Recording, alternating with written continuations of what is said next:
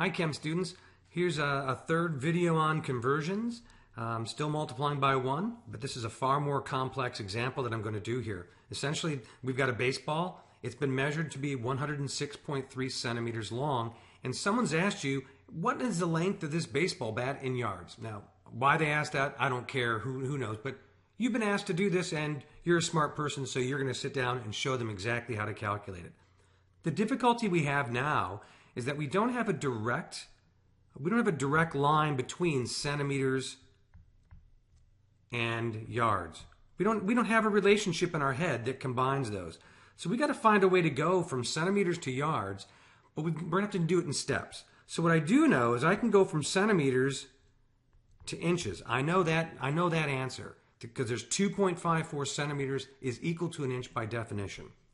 I can also then go from inches to feet because I know by definition that there are 12 inches in every foot. And then finally, I know how to go from feet to yards because I know there's 3 feet in every 1 yard.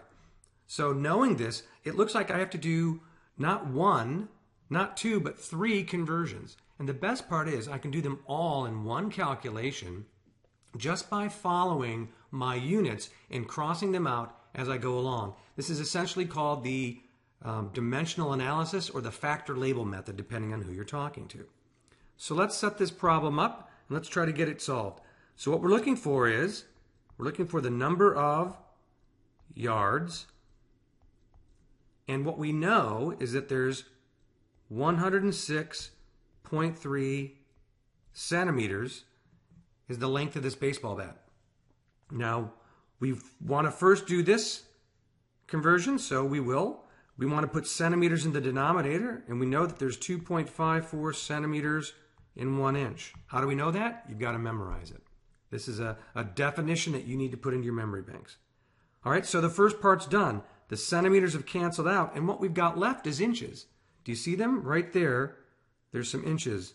All right, what's left? We got to go from inches to feet. We got to do this one, inches to feet. How do we do that? Well, I know that there are 12 inches. Why did I put the inches in the denominator? So that they would cancel out. That's equal to 1 foot. So currently my units are feet, and I can now do the last conversion,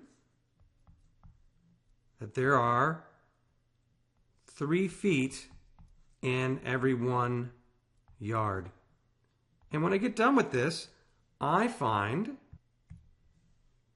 the answer to be 1.1625 yards, but we can't express it that way. The number of yards would be equal to, we've got 4 significant digits from what we're given. This is an exact relationship, doesn't change the significant digits.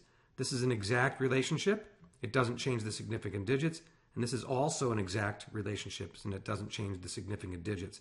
Therefore, we know that we're still going to have 4 significant digits when we're done. This, by the way, has a 1 right here. So what I can do then is I can round this to be 1.16, and I've got 251, so I need to round that up, 1.163 yards. I would circle the answer, and voila, I would be done. This is one of these challenging issues where you have to see the steps along the way, which I've tried to show you in this little diagram here that I've made.